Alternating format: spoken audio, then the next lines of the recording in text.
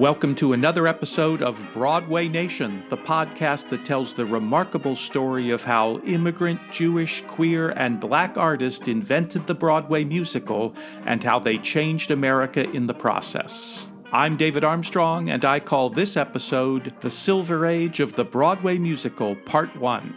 Many historians label the entire period from the 1920s and into the 1960s as the Golden Age of Broadway, but I find it more useful to make a distinction between the Golden Age and what I call the Silver Age. In my way of thinking, the Silver Age spans roughly from the end of World War I to the opening of Rodgers and Hammerstein's Oklahoma in 1943.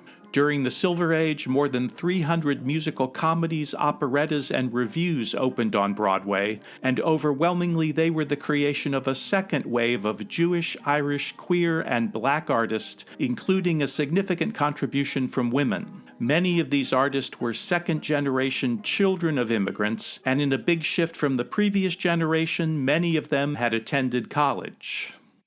It was during this period that the distinctive form, structure, and sound of the Broadway show tune was established. This era's rich trove of perfectly crafted, wonderfully expressive, endlessly captivating, and incredibly enduring works of art have come to be known as the Great American Songbook. Jazz music also emerged during the same period, but I don't consider jazz music and Broadway music to be exactly the same thing. They are, however, very closely related, completely mixed up with one another, and their roots are the same. And in addition, Broadway music was strongly influenced by jazz, and elements of jazz were incorporated into Broadway show tunes. Conversely, the core repertoire of nearly every leading jazz musician and vocalist has largely consisted of Broadway show tunes. Even so, the intention behind a jazz composition and a Broadway composition is very different. The goal of a jazz composer, much like a classical composer, is to create musical impact, and the lyrics of a pure jazz composition, if there even are any,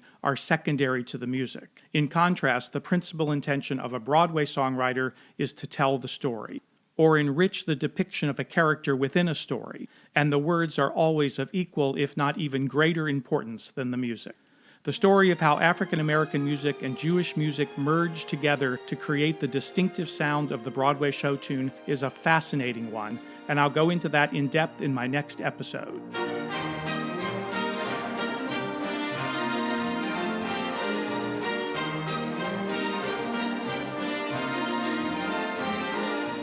What were the shows of the Silver Age like? Well, to answer that question, let's take a look at the three types of musicals that vied for dominance during this era. First, there were the musical comedies. I call it the Silver Age because the hit shows of this period all feature great, classic, timeless songs, but unfortunately their stories were not crafted in a way that we find compelling today. They didn't have to be. Audience expectations were very different then. The shows were made to be disposable, much like a sitcom, an episode of The Simpsons, or a Saturday Night Live sketch today. And the material could be hit and miss as long as the overall effect was entertaining. Running side by side with the musical comedies were the operettas. Although the plots and stories of these shows were more carefully crafted than the musical comedies, and their scores were more purposely tied to the plot and characters, audiences today are just not very drawn to this style of music. And the books are creaky in their own way, with leading characters that are rather generically romantic and heroic, and comedy sidekicks whose jokes were not very fresh even at the time. Finally, there were the revues.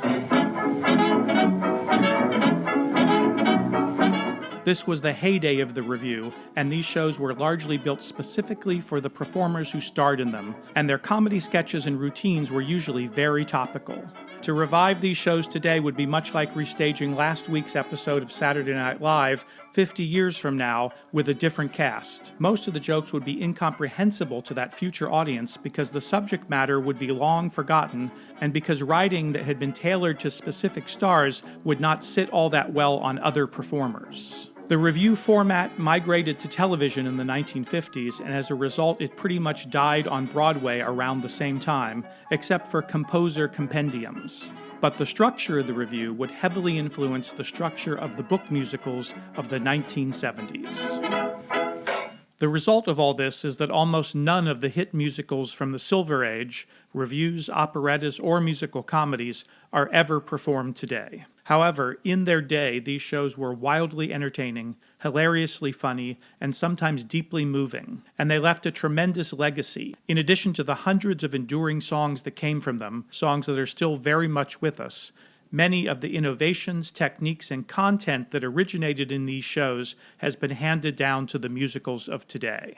That these shows have not retained currency is not really surprising. Most theatrical works throughout history have faded away entirely, and I wonder what songs, books, movies, and shows of today will still be in the mix 100 years from now.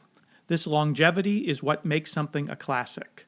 A work of art that endures and retains impact over many years and through changing times, cultures, and values, even if some of their content has become dated and out of sync with contemporary times. The decade of the 1920s really kicks off with a giant hit that had opened the previous year, 1919, Irene. As we discuss in Episode 2, Irene brought together all the strongest elements and best practices of the first wave of musical comedies. Then in 1921, the sounds and rhythms of the jazz age roared onto Broadway with a sensational Shuffle Along, as we talked about in Episode 5. Shuffle Along's immense influence would at first only be seen through individual songs that were incorporated into revues, such as the Ziegfeld Follies, the George White Scandals, and the Earl Carroll Vanities. Then, September of 1924 began a 12-month period in which the two distinct strains of the musical, operetta and musical comedy, romantic melody and sexy jazz, were vividly and definitively established and solidified.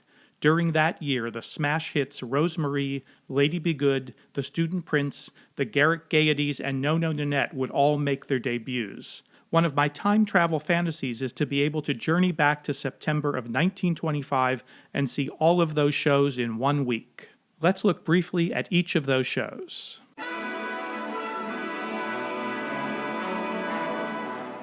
Rosemary, with music by Rudolf Friml and Herbert Stothart, and book and lyrics by Otto Harbach and Oscar Hammerstein II, ran for 557 performances, and it cemented the American style of operetta that had been pioneered by Victor Herbert. The show was set in Canada, part of it in the Canadian Rockies, and it featured a stout-hearted chorus of Canadian Mounties. The biggest hit song was Indian Love Call, which in later decades would be spoofed endlessly, but there was nothing campy or old-fashioned about it at the time. When I'm calling you,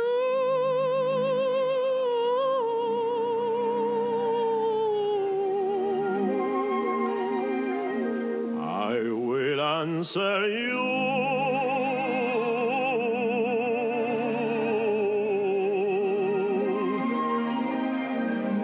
Then I will know.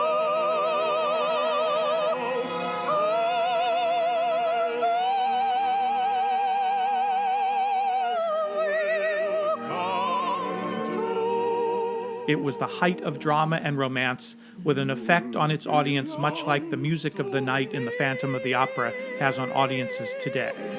I belong to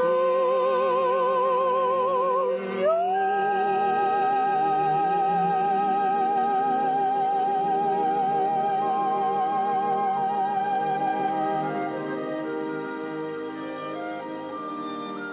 The polar opposite of Rosemary was Lady Be Good, which opened 2 months later.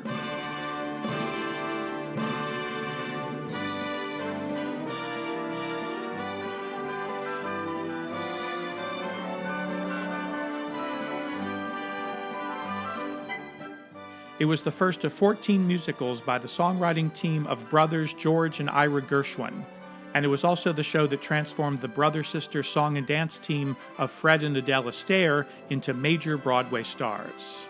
George and Ira's parents were Russian Jewish immigrants, and the brothers grew up on New York's Lower East Side, where the Yiddish Theater District was located, and it greatly influenced them both. Fred and Adele's parents were German-Austrian immigrants, and the duo had been a popular vaudeville act since they were children. The plot of Lady Be Good concerned a vaudeville song and dance team who were so down on their luck that Fred's character feels obligated to marry a wealthy socialite instead of the woman he loves. With the help of various wacky schemes and disguises, his sister saves him from this undesirable fate. There was a lot of interest in the show because earlier that year, 26-year-old George Gershwin had debuted what he called his jazz concerto, Rhapsody in Blue, at Carnegie Hall. And because of this, he'd become an overnight celebrity. Gershwin epitomizes the melding of cultural influences that created the musical sound of Broadway.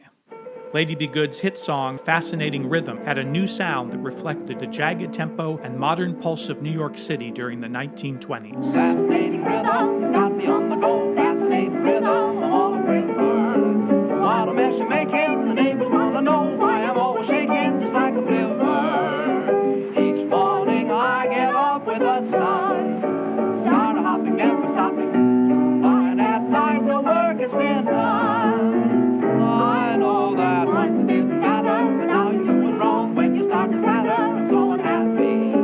Won't you take a day off, decide to run along somewhere far away off and make it snappy? Oh, how I long to be the man I used to be. Fascinating rhythm, you gotta stop picking on me. The Garrick Gaieties, which opened that spring, was an irreverent revue that spoofed the plays, stars, and theatrical scene of the day, something along the lines of Forbidden Broadway. It was originally intended to be only a two-performance fundraising event put on by the young members of the Theater Guild, sort of like the interns are going to put on a show and help us raise money. However, the audience response was so huge that it was extended into a run of more than 200 performances. The centerpiece of this success were the songs of 23-year-old composer Richard Rodgers and 30-year-old lyricist Rodgers Hart. Rodgers would later say that literally overnight, I was lifted from despair. Interestingly, 28-year-old Herbert Fields was the choreographer of this show. One song in particular became an instant smash, Manhattan. We'll have Manhattan, the Bronx and Staten Island too. It's lovely going through the zoo. This was the first of Rodgers and Hart's 26 Broadway musicals. It's very fancy on old Delancey Street, you know. The subway charms us so when balmy breezes blow to and fro. And tell me what street compares with my All of them street created in during the July. Silver Age period. Sweet push carts gently gliding by. The great big city's a wondrous toy, just made for a girl and boy. We'll turn Manhattan into an Isle of Joy. We've looked closely at Larry Hart. Now let's spend a few minutes focusing on Richard Rodgers, who I would contend is the most significant individual in the history of the Broadway musical. He was born in New York in 1902 into a prosperous German-Jewish family. His father was a doctor. His parents loved music and theater, and during his childhood, Rodgers received piano lessons and was taken to many musical shows and operas. He attended Columbia University, where he became the first freshman to write the score for the annual variety show, and where he met both Larry Hart and Oscar Hammerstein II. With these two partners and a few others, in a career that would stretch from 1919 to 1979, he would create 43 Broadway musicals and more than 900 songs, many of which are the most performed, recorded, and beloved of all time. It's estimated that on every day of every year, somewhere in the world, there is a live performance of a Richard Rodgers musical. Hi, this is David Armstrong, and if you're enjoying this episode, I strongly suspect that you will want to read my new book, Broadway Nation: How Immigrant, Jewish, Queer, and Black Artists Invented the Broadway Musical. On sale now wherever books are sold, and I'm very happy to report that the early reviews have been terrific. The esteemed author Jeffrey Block says that Broadway Nation is a fascinating, comprehensive, and timely gem of a book that more than lives up to its promise of delivering no less than 5 books in one. Kudos to David Armstrong. And Tony Award-winning lyricist David Zippel says that David Armstrong's insightful history of the evolution of the Broadway musical and its creators is captivating and comprehensive as well as indispensable. The book is of course available on Amazon, but I recommend that you go to the publisher's website, bloomsbury.com, where you will currently receive a 10% discount. Again, like the podcast that inspired it, the book is titled Broadway Nation: How Immigrant Jewish, Queer, and Black Artists Invented the Broadway Musical. Now, back to the show. Although No Nanette didn't open on Broadway until the beginning of the 1925-26 season, by that time this blockbuster show had already been running for a year in Chicago, where what was supposed to have been an out-of-town tryout for Broadway had become so successful that it just kept running. Two road companies were also already touring America, and a hit London production was already up and running. This mildly sexy farce was lyricist Irving Caesar's biggest hit. He was the son of Romanian Jewish immigrants, and he provided lyrics for dozens of Broadway musicals. The book was by Otto Harbach and Frank Mandel, and the score was by Vincent Youmans. No, no, Nanette, that's all I hear. I get it the whole day through. No, no, Nanette, it's in my ear, no matter what I may do. Sometime perhaps I'll have my way when I am old and turning gray.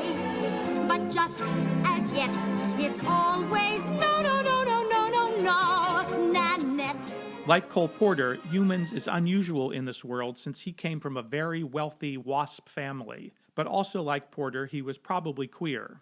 However, if that was true, he left very little record of it. He had a reputation for being cold and distant, and he worked with many lyricists, but most of them only once. That makes me wonder if he was just very reluctant or very afraid to reveal his personal life to his colleagues. In spite of having to retire from songwriting when he was only 36 due to tuberculosis, during his short career he composed the scores to 12 Broadway musicals and many timeless hit songs, including one of the most performed songs of all time, Tea for Two. Picture me upon your knee, just tea for two and two for tea, just me for you and you for me alone. This song became a favorite of jazz musicians and singers, and there were hit recordings of it in every decade from the 1920s through the 1960s when it was reinvented as a cha-cha. An unexpected smash hit Broadway revival of No Nanette in 1974 would put that song and that show back into the cultural zeitgeist and spark the nostalgia craze of the 1970s. Toward the end of the decade, another of the most successful songwriting teams of the 1920s emerged, and they were a cultural melting pot unto themselves. They were the Portuguese, Russian Jewish, and German team of DeSylva, Brown, and Henderson. The moon belongs to everyone. The best things in life are free. The stars all shine for everyone. They're shining for you and me. The plots and settings of their shows were ripped from the latest headlines and cultural fads of the day. Their most enduring hit, Good News, was set at fictional Tate College. Now, prior to World War I, only the children of the very wealthy went to college, and they were overwhelmingly male. The 1920s brought a gigantic surge in college enrollment, and by the end of the decade, 20% of all college-aged people had matriculated. Today, it's around 65%. This included a significant number of women.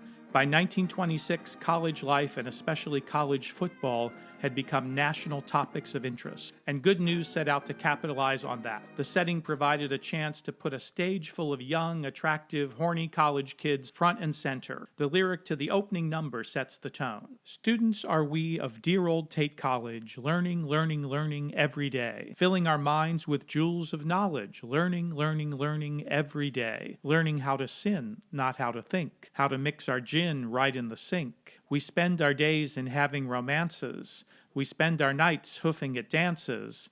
When we're through with college and our pennants have been furled, we'll be prepared to face the wide, wide world. Good News introduced the hit songs The Best Things in Life Are Free and The Varsity Drag. Here is the drag, see how it goes. Down on your heels, up on your toes. That's the way to do the varsity drag. Hotter than hot, newer than new, meaner than mean, bluer than blue. Gets as much applause as waving the flag.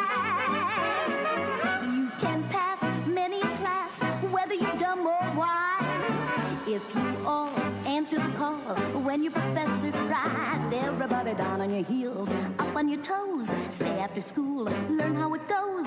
Everybody do the varsity drag. This was the first of 4 consecutive hit DeSylva, Brown, and Henderson musical comedies that epitomized what was fashionable and racy on Broadway in the late 1920s. All of them would run close to 400 performances, and each of them would feature a pop culture fad at its center. The plot of Hold Everything revolved around the sport of boxing. It made a star of Bert Lahr and introduced the song You're the Cream in My Coffee. Their next musical, Follow Through, was subtitled A Musical Slice of Country Club Life, and the story involved a women's golf tournament. This show made a star of dancer Eleanor Powell and introduced Button Up Your Overcoat. Since Charles Lindbergh and Amelia Earhart were front-page news in the late 1920s, it's not surprising that DeSylva, Brown, and Henderson's final show would be set in the world of aviation and be titled Flying High.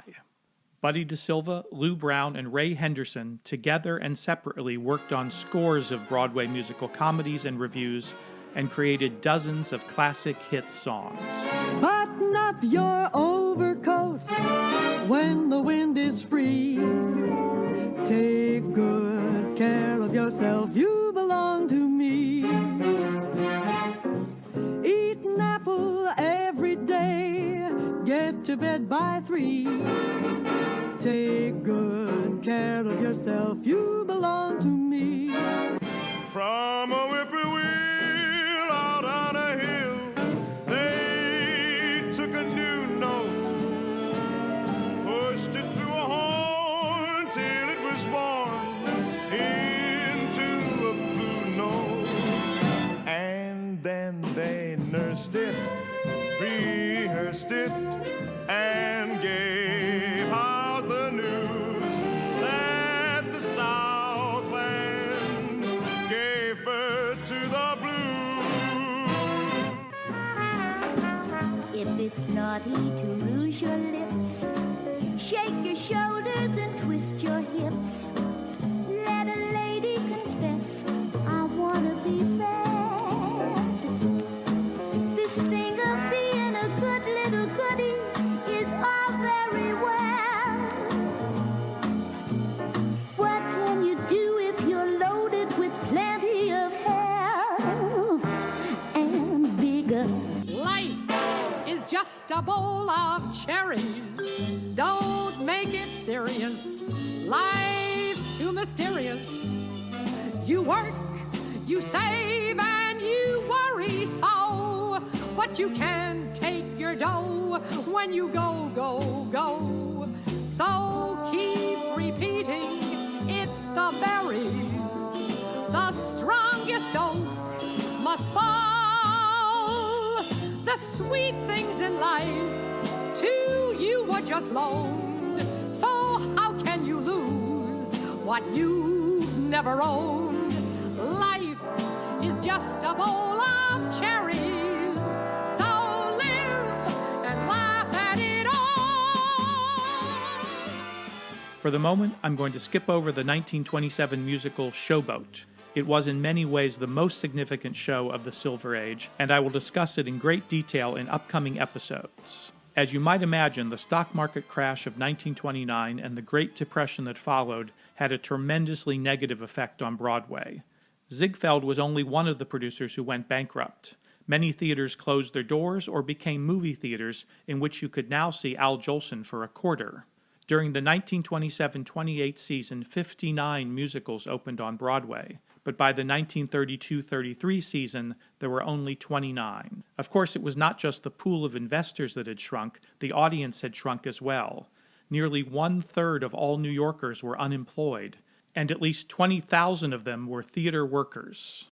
As you will see in the next episode, in spite of, or perhaps because of the hardships and struggle of the Depression, the Broadway musical during the 1930s would enter an extraordinary period of artistic flourishing and continued development that included the emergence of several new, defining, and iconic masters of the musical theater. So keep on repeating, it's the berries. The strongest oak must fall. The sweet things in life to you were just loaned. So how can you lose what you've never our own. Life is just a bowl of cherries, so live and laugh at it all.